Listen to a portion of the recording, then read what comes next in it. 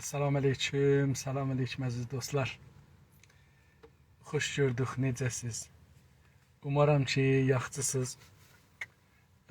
Mən pis deyiləm, mən çox yaxşıyam əslində, şükür olsun Allaha.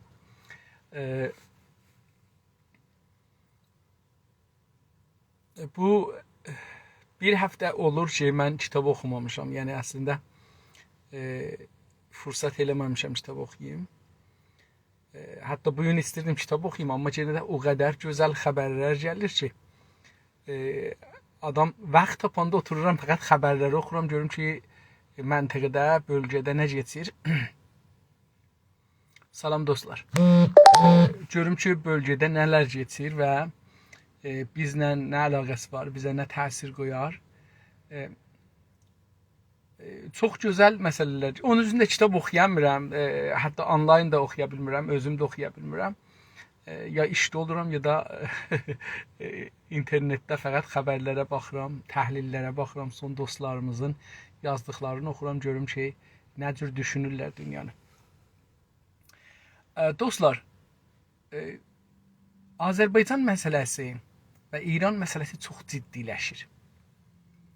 Mənim təhlilim buydu ki, Amerika Əfqanistanlıların əliylə İranın başına yazacaqdı. Mənim təhlilim hala budur. Yəni mənim əsli nəzərim budur ki, İranın başını Əfqanistanlılarla yazacaqlar. Və bilirsiniz, İranlılar da bir zaman şəhadət tələbi idilər, gedirdilər min üstünə, nə bilim, bomba ağlırdılar, özlərinə partladırdılar. Əfqanlılar da. Hər ikisi də müsəlman, hər ikisi də ifrati, heç birisi də məqul insanlar deyil, şükür Allaha. Əlbəttə, Əfqanistanlar bunu deyim, 100 qat İranlılardan yaxşıdır, farslardan. İranlı deyəndə mənzurum farslar. 100 qat Əfqanistanlılar fikri cəhətdən dünyanın siyasətlərini anlamaq baxışından İrandan yaxşıdırlar. Dəqiqən o işləri ki, İran görmüşdü, onları Əfqanistan görmüşdü. Məsələn, İran getmişdi, Amerikanın səfirlərini tutdu, zindanda saxladı filan. Onlar da gəldilər, Taliban da o zaman gəldi İranın mərzində, İranın konsul gərisində və onların hamısını öldürdü oradakıları. Onda mən Ruznameyi Səlamda işləyirdim, həm də sərbazı idim.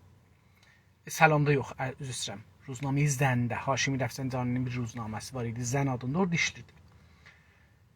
Və ərz edeyim xidmətinizə, İran da əl kəsirdi, onlar da əl kəsirdilər. İran da insanları oğrunun əlini kəsərlər İslamda, amma oğrunun əlini kəsməyə o qədər şərtlər ağırdı ki, İslam tarixində bir oğrunun əli kəsilməsi görünməyibdi o zaman, Peyğəmbər zamanında. Çünki bu adamın gərək işi ola, yeməği ola, içməği ola, hər şeyi ola. Elə ki, uşaqları, qarnı özü təmin oldu, kirayəsi, evi ola ya evinin kirayəsini verə bilər.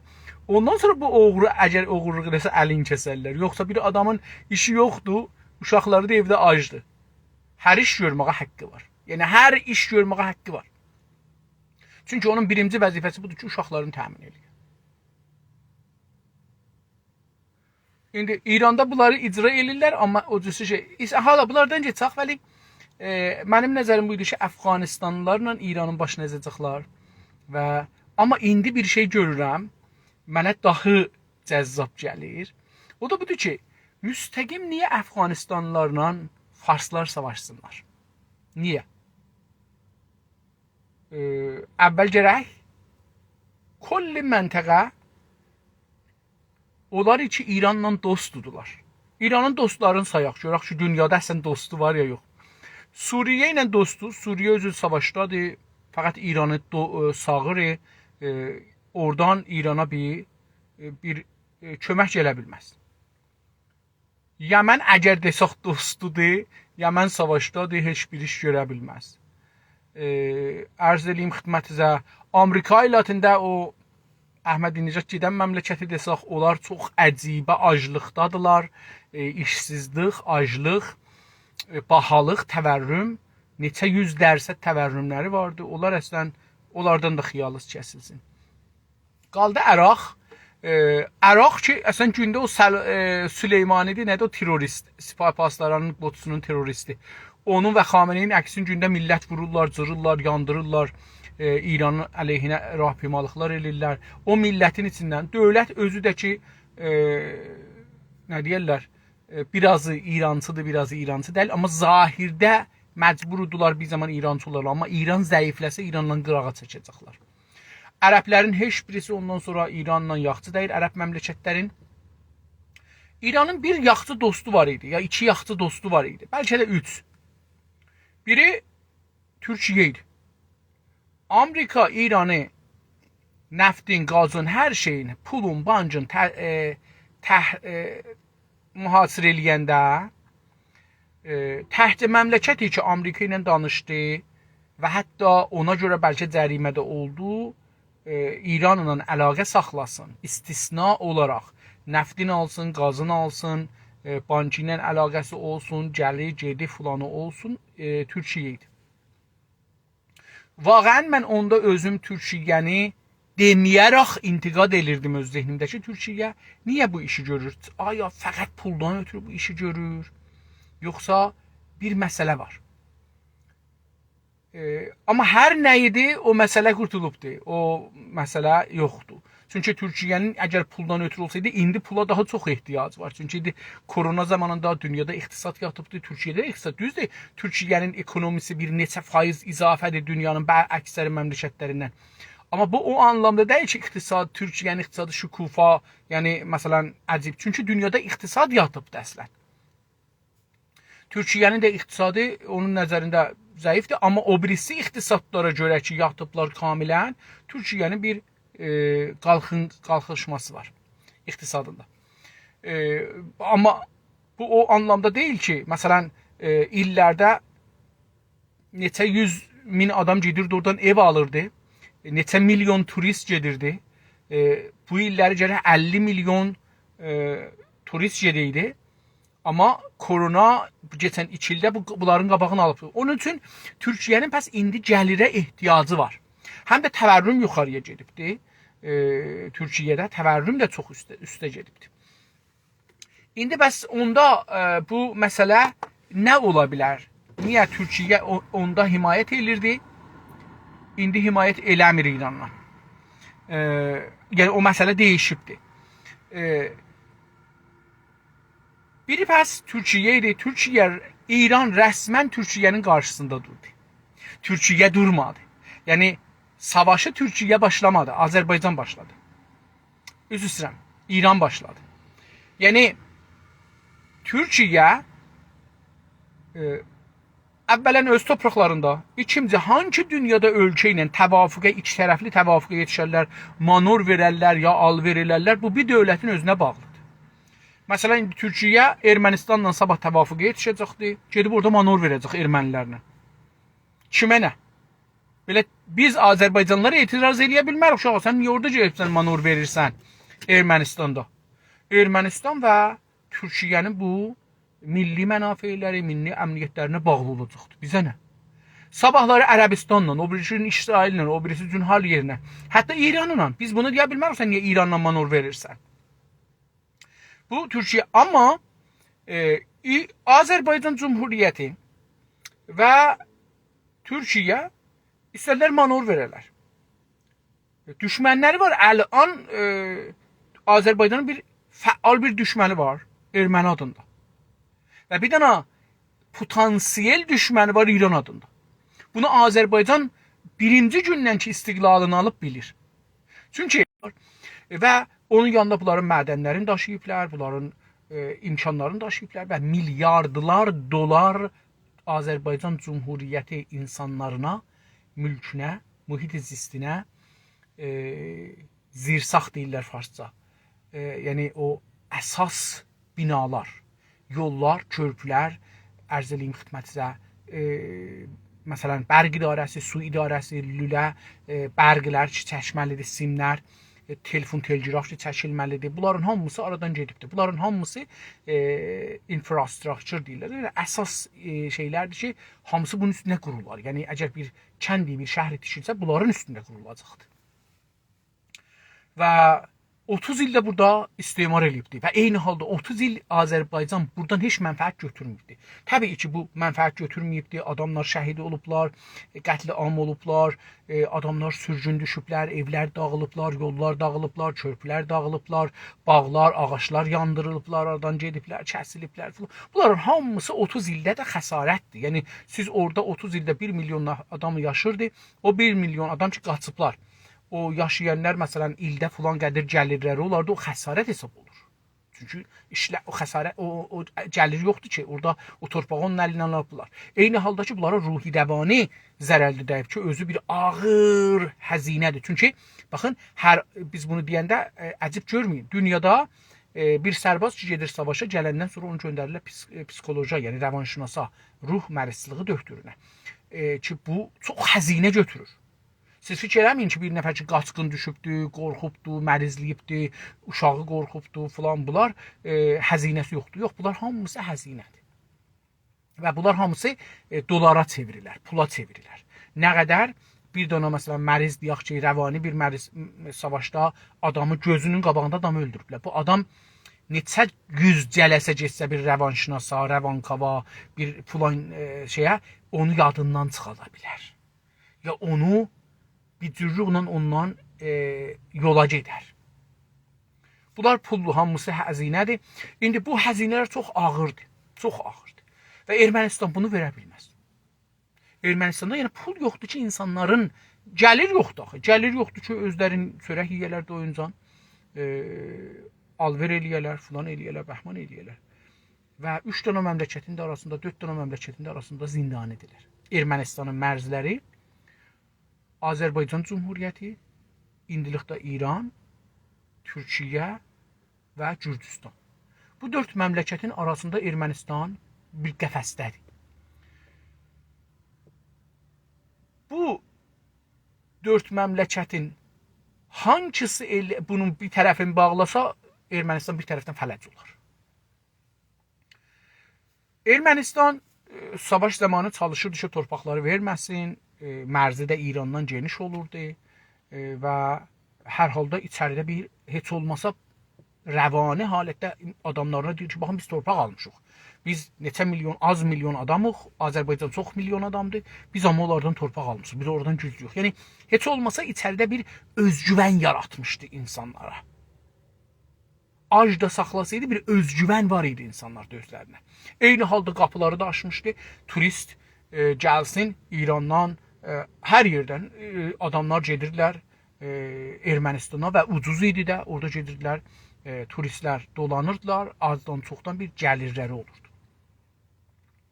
İndi Azərbaycan bu torpaqlarını aldı, gücünü aldı. Ermənistanın ordusu dağıldı. Bu birincisi. O güvən, özgüvən ki varlar idi, etimad benəfs ki varlar idi millətin içində, o da aradan getdi. Dövlətin sistemi müşkilə düşdü. Dövlət indi görür ki, uduzan dövlət həmişə eləyə bilməz şərti qoya. Uduzan tərəf şərt qoya bilməz.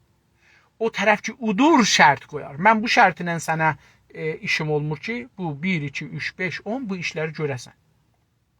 Bu tarixdə hər yerdə var, o cümlədən bizdə. Məsələn, 2-ci Dünya Savaşında görürsünüz, Japon və Alman uduzurlar. Amerika və Avropa udurlar. Deyir ki, mən bu şərtindən qoyaram sən Alman və Japon hərəkət eləyəsən ki, daha bundan bu yüzden haqqın yoxdur ordun ola. Haqqın yoxdur silah düzəldəsən. Filan silahlardan əlavə bir şey düzəldənməsən. Mütəarif silahlar. Görürsünüz?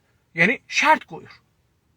Mənim əlimin altından çıxmayacaqsan, filan olmayacaqsan, bəhman olmayacaqsan. Bunların hamısı siyasətdir. Mənim, yəni gəlir əlini öpür. Nə burada yazır o udan tərəf. Nə yazır uduzan tərəf onun hamısına gözüm üstə deyir, qəbul edir. Ayrı çarəsi yoxdur. Ermənistan da dəqiqən bu vaxtdadır. Rusiya köməyinə gəldi, amma yenə də Azərbaycan indi qəramət istəyir. Mənim filan milyard dolar zərərimdir. Məsələn deyək ki, 200 milyard dolar, 500 milyard dolar, hər nə qədər zərərimdir onu istirəm. Həm də gücüm var. Verirsən ya vurum. Mənim nəzərimə Ermənistanın bir dənə çıxış yolu var. Aha, indi onu deyirdim. Baxın, Ermənistanın indi 4 tərəfi, 4 dənə dedik ki, ətrafında məmləkət var. Ayrı məmləkət yoxdur. Suya da yol yoxdur. İndi Azərbaycandan düşmənlik eləyir, Azərbaycan tərəfi bağlıdır. Azərbaycan gəldi, torpaqların işğalı olan tərəflərin birazını aldı. İranla olan mərzi kiçikləşdi Ermənistan. Türkiyə ilə də ki, zaten düşməndi. Naxçıvan da Azərbaycan hesab olur. Türkiyə ilə də zaten düşməndi Ermənistan. Oradan da bir iş görə bilmir. Gürcüstan qaldı. Bir də İran. İran zaten özün ermənilərlə həmnajat bilir. Onları da Aryayı bilir, özün də Aryayı bilir. Onun üçün onlarla özünün arasında bir ilgi bilir. Azərbaycanlıların yox. Azərbaycanlıları Türk bilir. Azəri deməklərinə baxmayın. O zaman ki bir-biri ilə müxalifət edir, ağzının sözünə baxmayın. Onun işlərinə baxın. Bu adamın işinə baxacaqsınız İranın.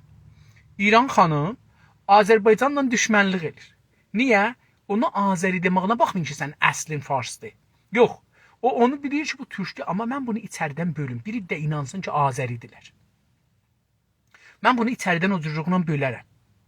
İranın siyasəti odur ki, bizi içəridən bölsün. Ona görə Azəri deyir.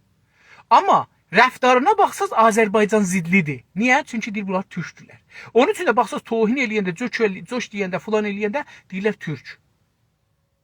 Demirlər Azəri. Bu o fərqidir. O diqqətli olmalıdır ki, biz iki sətrin arasını oxuyacağıq. Ağ yerlər oxuyacağıq. Bunların danışıqların və rəftarların arasındakı olan məsələləri görəcəyik. İndi İran Ermənistanla kamilən əlaqədə, Azərbaycan da bunu bilir. Azərbaycan mərzinin birazını aldı. Muntaha, o qismət ki, indi Azərbaycanla Ermənistanın torpaqları indi torpağının içindədir.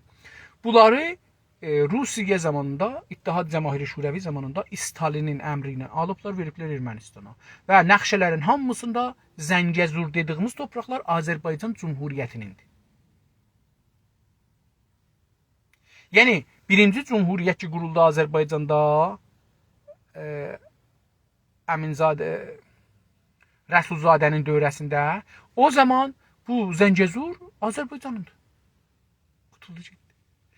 Yəni, hangi zaman alıblar? İndi necə mən bir dəfə də bunu işarə elədim. Necə İran indi gücü var üstlədi, gəlir Azərbaycanın şərqi, qərbi, Ərdəbil, ondan sonra birazını verir Kürdistana, birazını verir Loristana, birazını verir Mazen Cilana. İndi sizin gücünüz yoxdur.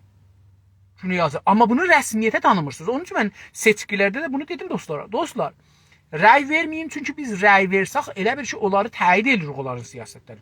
Rəy verməyəcək ki, biz təyid eləməyək onların siyasətləri. İndi İran da dəqiqən, Rusiyada bu işi görübdü. İndi Azərbaycan deyir, mən o zaman gücüm yox idi. İşğal olmuşdum.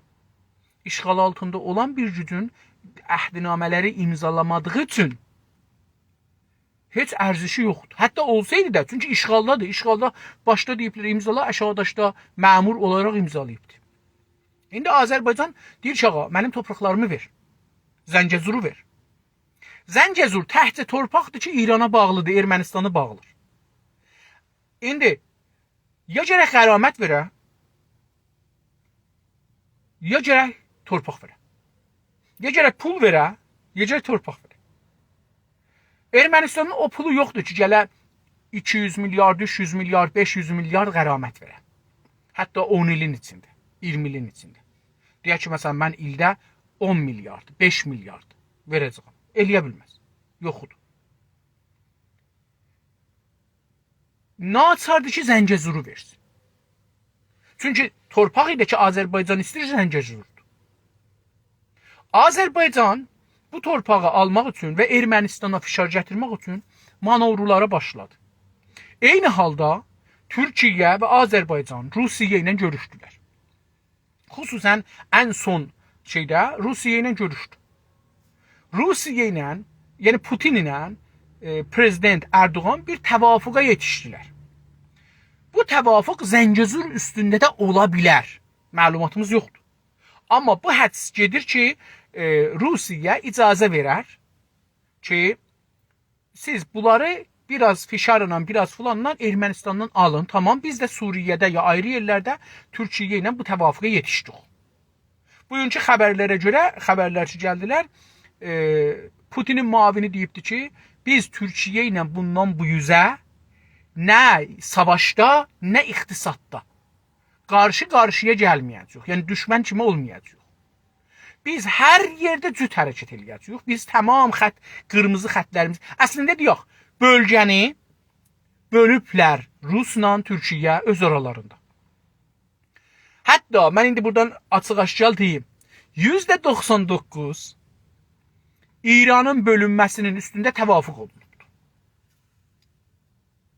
%99 mən bu hədsi vırıram ki, İran nə cür bölünəcək, hardan bölünəcəkdir, harası kimin ixtiyarında olsun, hara nə cür olsun, hökumətləri nə cür olsun filan. Yəni o sistemi ki, gələcək İranı, dağılan İranı idarə eləsin, mənim nəzərimə orada da təvafuqa yetişiblər. Bunun üstündə Rusiyanın çıraq səbz deyirlər farsça, yaşıl çırağı yandırmaqla Türkiyə və Azərbaycana, Azərbaycan və Türkiyə dalbadal manorlara başlayıblar. Ermənistana baskı qoyurlar. Ya pul, ya topraq, ya savaş. İndi savaşın qabağında bir dənə məsələ vardı. O da budur ki, Rusiya Ermənistanda huzur nizamisi vardı və mərzilərin, qərardat var bu iki məmləkətin arasında. Bunun mərzilərin və əmniyyətin Rusiya təkmil edir. Təmin edir. Əcəba bu vəziyyətdə Türkiyə və Azərbaycan Ermənistana fişar gətirə bilər. Qarabağın üstündə ya o birisi yerləri azad eləməkdə Rusiya bir iş görənmirdi. Deyir ki, ora Ermənistan torpağı deyil. Amma indi Azərbaycan və Türkiyə və Rusiya nəxşələri gətirirlər, qoyurlar, deyirlər, ağa, Zəngəzur Azərbaycan torpağıdır. İndi əcəba böyük prezidentimiz Erdoğan cənabları bu nəxşələr əsasına Rusiya deyə bilər ki, ya bunu dedik, qəbul elətdiribdir ki, Zəngəzuru ver Azərbaycana. İranda filan yerlər sənin. Ya filan mənafe sənin. İran dağılandan sonra.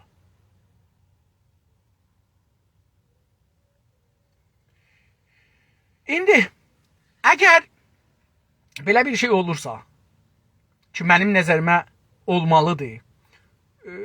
Çünki manorların arxa-arxasında getməsinə diqqət buyurun. Bu məmuli manor deyil. Ermənistanın 4 dövrəsində manor gedir.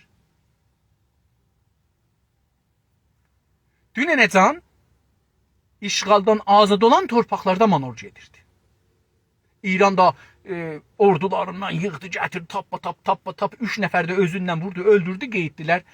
Qışların qoydular, quruqların qoydular, qışların arasına qeyddilər, getdilər. Qorxaq tülkü kimi. Çünki axı İran eləyə bilməzdi ki, baxın içəri təbliğatı ötürün. Cami cəhani beynəlmiləl səviyyədə uluslar arası görürlər ki, bura Azərbaycanın torpağıdır, burada Ermənistanın torpağıdır, burada Türkiyədir, bura Gürcüstandır, burada İrandır. Axı İran burada Ermənistanla savaşır əslində Azərbaycan. İrana nə əlaqəsi var? İlla bu ki, İran deyildi, Ermənistanla bir qərardat yazıydı ki, əgər sənə biri həmlə eləsə, mənə həmlə eləsibdir. Mənə də həmlə eləsələr, sənə də həmlə. Əslən, bu da İrana uymazdı. Çünki İran məsələn 80 milyon cəmiyyəti var, Ermənistan 4 milyon ya 5 milyon. İndi İran o qədər zəif özün görsə də ki, deyə ki, əgər mənə həmlə eləsə bir qüdrət xarici, Ermənistan ki, sənin heç gücün yoxdur, olan gücün də dağılıbdır, Azərbaycanlılar və Türklər dağılıblar, sən gəl mənə kömək çıx. Bu çox gülməli olar, İran bunun altına girməz əslən. Çünki İran özünə bir übühət qaildir da, deyir, mən məhəllənin, məntəqənin lotusuyam. İndi bu lotu gedib bir dana dilənçi bir adamın məmləkətin altına girməz. İndi nə olar? Mənim nəzərimcə Rusiyanın yaşıl çırağı ilə, təvafuqu ilə, arxada olan təvafuqu ilə icazə verir ki, Azərbaycan torpaqlarını alsın. Bunu mən hardan görürəm? Buradan ki, dünənləri İran gəldi, dedi ki, istəyirsiniz manor eləyəsiniz Türkiyə ilə. Mən qoymaram mənim torpağımdan keçəsiniz. Ermənistanda ki, savaşınız var, keçənməzsən. Ya gərək gedəsən Gürcüstandan gələsən. Ki Gürcüstanla da bilmirəm Azərbaycanın heç sərhəddi var ya yox. Ya gərək gedəsən o tərəfdən gələsən, ya da ki gərək mənim üstümdən gedəsən, ayrı yer yoxdur. Yoxsa Ermənistanın üstündən getsən eləyə bilər Rusiya səni vura.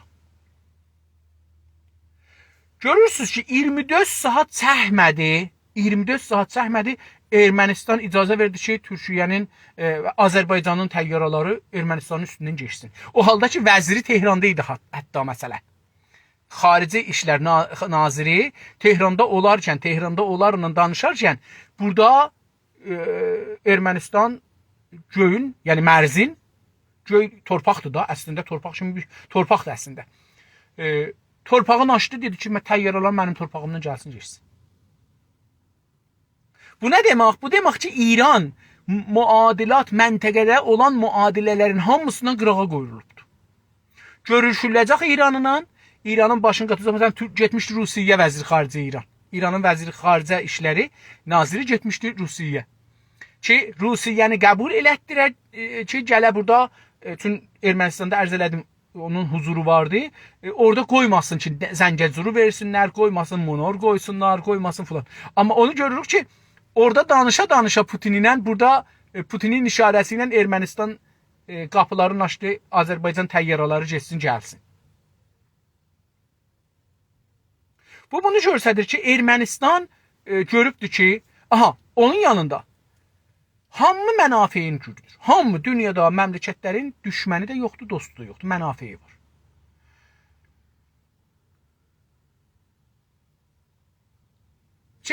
Gürcüstan gördü ki, mən Rusiya ilə savaşdıyam.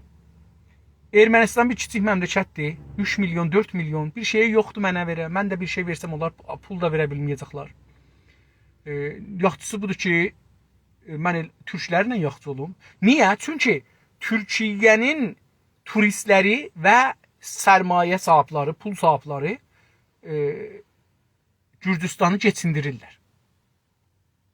Gürcüstanın geçimi, iqtisadının %30'u 40'ı Türkiyəyə bağlıdır əslində. Tamam, Gürcüstan türklərlə yaxınlaşdı. Gördünüz ki, İranın da yükləri ki Ermənistandan geçəcəqdir, onları da bağladı, da qoymuram. Elan elədi ki, yəni müadilədə İranı mən görmürəm. Mən Türkiyəni və Azərbaycanı görürəm. Türk dünyasını görürəm. Mənim nəzərimdən Gürcüstan gələcəkdə Türk dünyasının üzvü olacaq. Üzvü nazik. Amma olacaq. Və bu yoldan mənfəət qazanacaqdır. 300 milyon Türk dünyasının nüfuzu var. Və 300 milyon Amerika cəmiyyəti can cəmiyyətdir. Toprakları 2 Amerika uzunluqdadır. Və bu toprakların üstündə hər nə desəz var. Yəni bu topraklar o qədər qənidilər ki, Amerikadan çox güclü bir gücə sahibdir. Qaz var, neft var, nə mənə desəz var.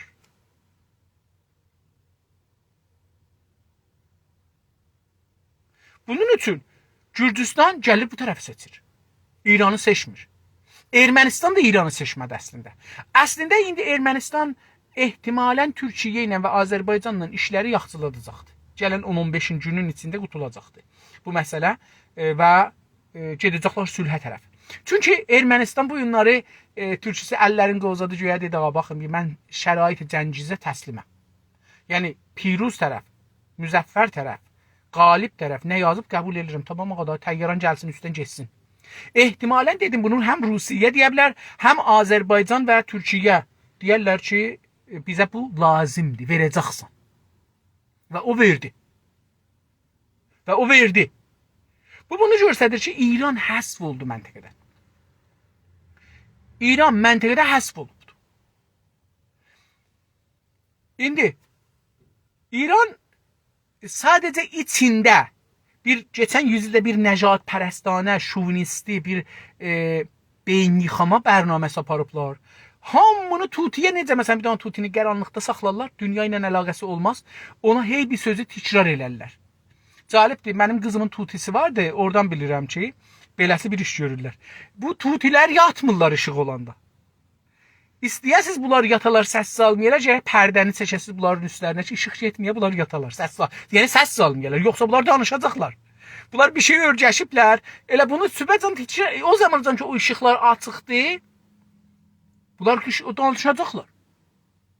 İran milləti, xüsusən Fars milləti də dəqiqən bu vəziyyətdədir. Yəni bir dənə tutidirlər. Bunları qoyublar bir qaranlıqda, üstünü açıblar. Bunlara bir şeylər qar, bunlar qarırlayıblar. Sonra üstünü örtüblər, yenə də gələn dəfə qar, yenə də üstünü örtüblər, qar, yenə də üstünü örtüblər. İndi bunların hər vaxt üstünü açanda bunlar qarı deyirlər. Dünyadan heç xəbərləri yoxdur, insaniyyətdən xəbərləri yoxdur, hüquqi beynəlmillədən xəbərləri yoxdur. Baxın, hala bu günləri görürsünüz ki, gedirlər konsulgərlərə, sifarətlərə daş atırlar, vururlar, bomba atırlar, sındırırlar, kotelomotov atırlar, adamların tutul Tehranda, orada, burada.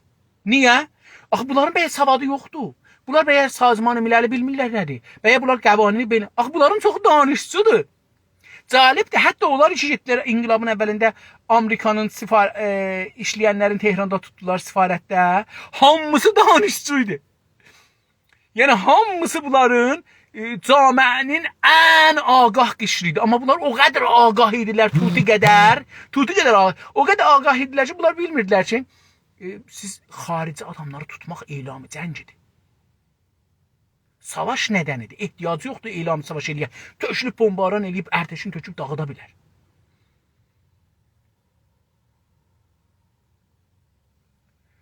İranlar bu vəziyyətdədirlər. İndi İranlar ələn çabalırlar ki, bir işlər görsünlər.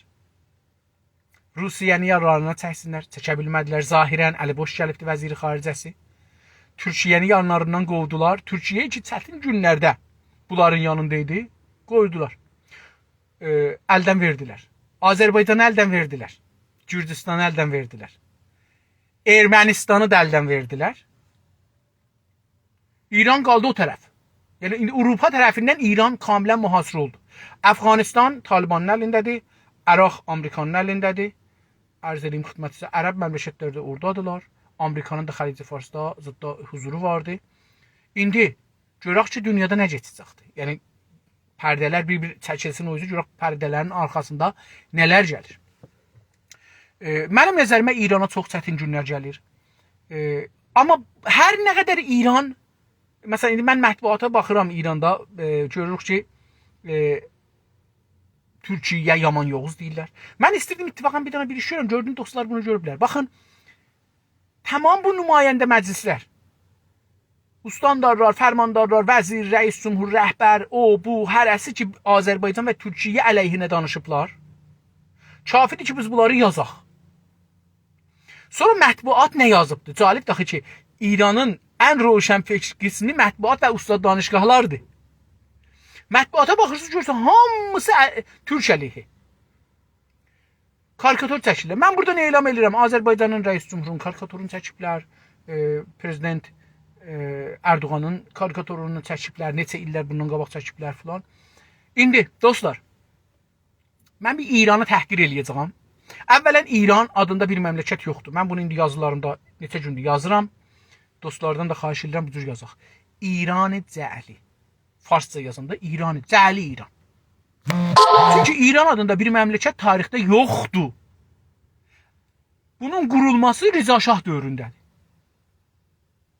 Və İranda Ruznamədə yazıblar, hangi tarixdən deyiblər ki, biz bundan bu yüzdə Persiyada İranıq. Bu toprakları İran deyil. İran bəs cəhəli bir şeydir. Eyni halda burada 7-8 millət var. 7-8 məmləkət var. Bu məmləkətlərin işğal eləyibdir, cəhəlidir bu. Yəni, işğal özü cəhəlidir. Cəhəli tarix eləyibdir, torpaq cəhəli eləyibdir, tarix cəhəli eləyibdir, dil cəhəli eləyibdir, din cəhəli eləyibdir, hər nə cəhətdən desəz və eydə bir istimari bir şeydir. Onun üçün biz gərək İran, cəhəli İranın adını daimən yazaq. Tehran yazmayın lütfən. Tehran bizim şəhərimizdir. İran-ı Cəhəli. Çünki biz İranla müxalifik, Tehranla müxalif deyilik. Bəlkə Tehran sabah Azərbaycanın paytaxtı oldu. Bəlkə. Güney Azərbaycan. Demirəm olacaq, amma bəlkə belə oldu. Yəni sabahla biz dedik ki, Tehran bizimdir. Dedik ki, yox, Tehran bizimdir. Bir yerin ki, cəmiyyətinin yarısından çoxu türkdür, ora türk toprağıdır. Qutuldu getdi. Biz əqəlliyyətli deyirik ki, Tehranda. Biz əksəriyyət mütləqdir yox. İndi biz İran-ı Cəli adını yazacağıq. Cəli İran. Çünki onlar türklərə əvvələn türk demir, Azəri deyir. Bu Cəlidir. İkinci, daimən Bakuya Cəli, Azərbaycan Cəli, Aran Cəli, bunlar bu cür bir şeylər işlədirlər. Biz bunların qabağında muşək cavabı, muşək, topun cavabı. Biz özləri nə cür eləyirlər, biz də o cür eləyək. Eyni halda ki, Azərbaycan biz bilirik tarixən bir məmləkətdir. Bir imperatorluqdur.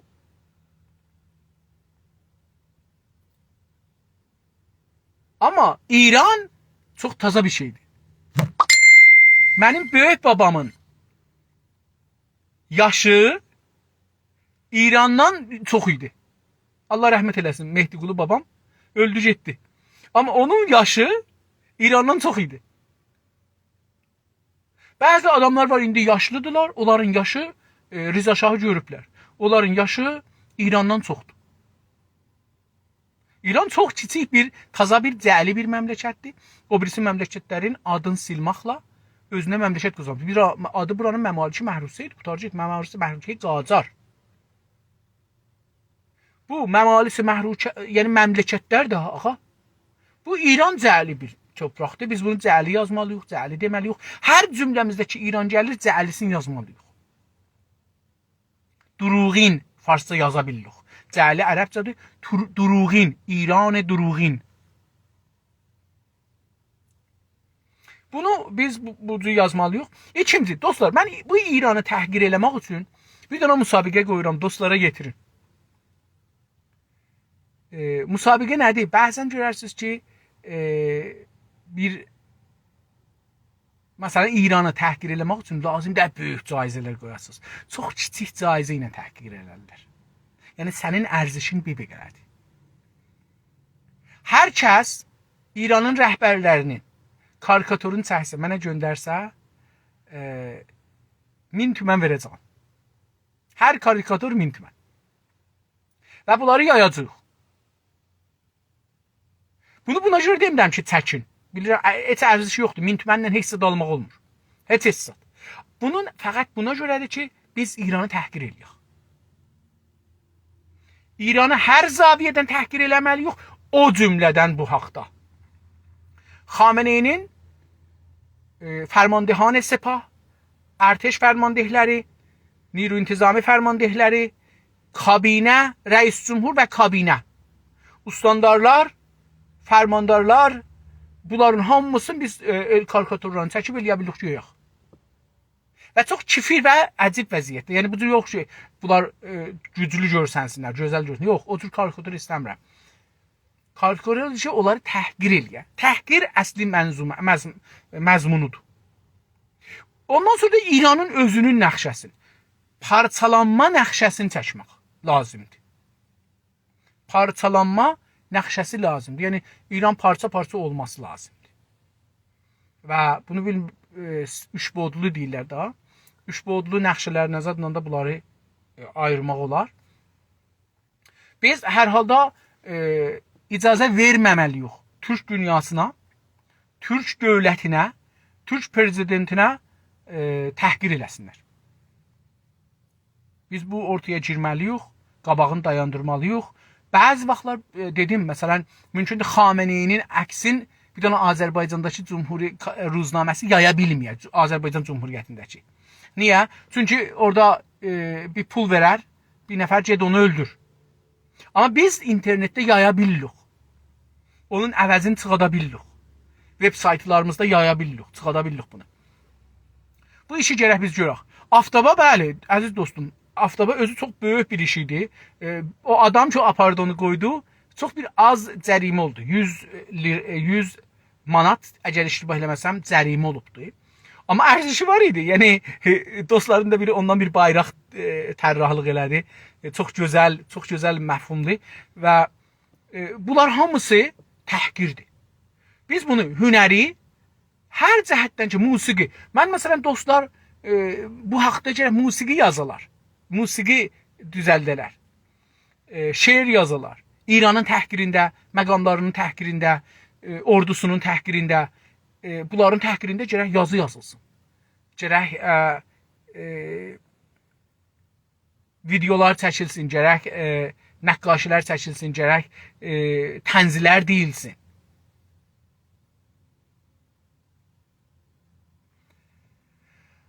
Bu da o məsələ ki, dostlar, dedim, hədəfim bu deyil ki, sizə pul verəm. Çünki 1000 tümənə heç birinizin ehtiyacınız yoxdur. Hədəf budur ki, bu özü bir xəbərdir. 1000 tümənə İranı təhqir edirik biz. 1000 tümənə İranı təhqir edirik. Və biz İranı təhqir eləməliyik. Eyni halda dostlar, biz bir şeyə də hazır olmalıyıq. O da budur ki,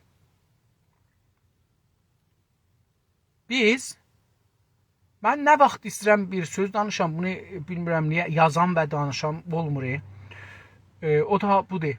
Dostlar, baxın, gecə tezi Azərbaycan Cumhuriyyəti və Türkiyə İranla savaşa girəcəklər. Ehtimalı çoxdur. İran özün buna hazırdır. Onun üçün də əl-ayağını çalpır. Bir yol. Qətən Azərbaycan cibhəsi, Türkiyə cibhəsi güclü olacaq.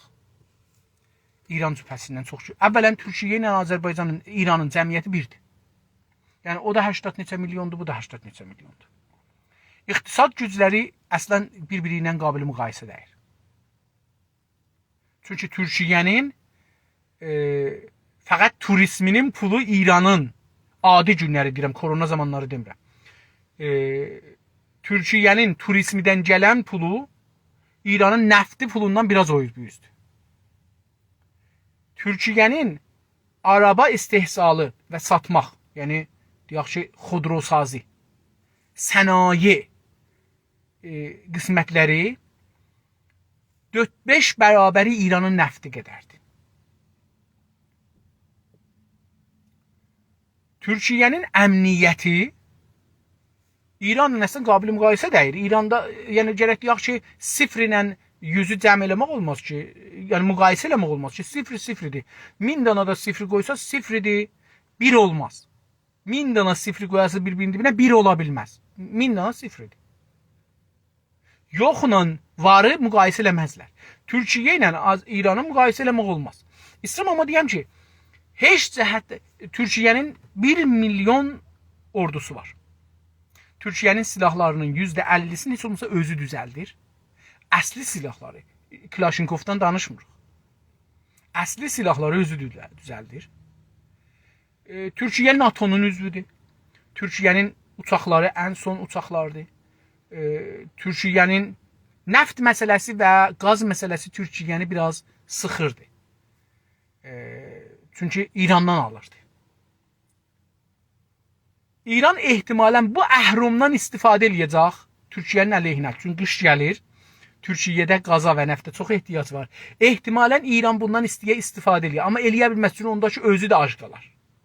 Çünki İran bunları satır ki, pul qazana, heç olmasa bu ixtilaslara bir sərə yetirər. Xameneyə, onun dar dəstəsinə, ustanlar, fərmandar, bu nümayəndə məclislərə filanlara bir ixtilas məsələsi yetirərlər. Onu yetirə bilməsələr nə olacaqdı? Onun üçün bunlar satmağa məcbur. Amma Türkiyə bunun üçün Zəngəzuru aşmalıdır. Yəni o bir yol vardı Azərbaycanı bağlayan Naxçıvana, onu aşmalıdır ki, oradan sürətlə neft və qaz Azərbaycandan, Bakıdan müstəqim gələ Türkiyə İrana bağlı olmuyor. Bu ən ədəbiyyətdə olan projədir. Və bunun üçün də Türkiyə Ermənistandan hər nə cürdə Ermənistanı bu şeyə qəbul elətdirməlidir. O cünədən də ki, bu qəbul elətdirməyibdir bunu Ermənistana, İranla savaşa girməyəcək. Görürsünüz də ki, indi İran nə qədər həmlə edir, çox əksül əməl göstərmir. Dövlət səviyyəsində əslən görmürsünüz. Mətbuat səviyyəsində orada-burada bir şeylər görürsünüz, amma bu mətbuat səviyyəsində aşağı səviyyədə, yəni siyasi səviyyədə deyil. Hətta parlament səviyyəsində də deyil. Bunun üçün görəcəksiniz ki, nə olacaq? Mənim nəzərim budur ki, Türkiyənin İrandan ehtiyacı qırılandan sonra, ya Əraqdan təmin eləyəndən sonra, çünki Əraq da yaxındır, Suriyə də yaxındır, onlardan da apara bilər. Görək ki, bunların hansısından Türkiyə o ehtiyacı olan yakıt, yəni o şey ki, yandırırıq da, məsələn deyək. Nəft ilə qaz, mazot, benzin, qazol, bunlar. Bunlar görək hardan alır. Mənim nəzərimcə, o gün ki, Türkiyə eləyə bilər, İrandan bu ehtiyacın almaq zorunda qalmaya, o gün Türkiyənin siyasi mövzei İranın qarşısında değişəcəkdir. Yəni, İlham Əliyev cənabları bu günləri orada şer kimi bağırır, səs salır. O gün ki, Türkiyənin quyruğu İranın qapısının arasından çıxa eşiyə, o günü siz Erdoğan'ın şer kimi nərə çəkməsini görəcəksiniz.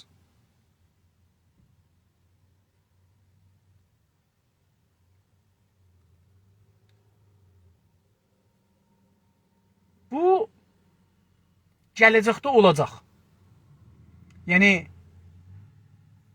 biz indi nə etməliyik? Biz bir neçə işə hazır olmalıyıq. Bir bu iki dostlar, biz əvvələn bir çoxumuz silah dövrə görmüşük, sərbazlıq eləmişik, silahları tanıyırıq, az da olsa silahlarla tanışıq. Amma bizim indi bədənimizin vərzidi olması lazımdır. Biz dağlara çıxmalıyıq, yerləməliyik, vərziş eləməliyik, ailələrimiz, xanımlar, uşaqlar, hamımız.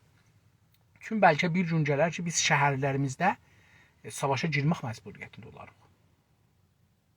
Mərzilərimizdə savaşa girmək məcburiyyətində qalarıq. Biz o gün ölməməyə və öldürməyə çalışacağıq. İstəmir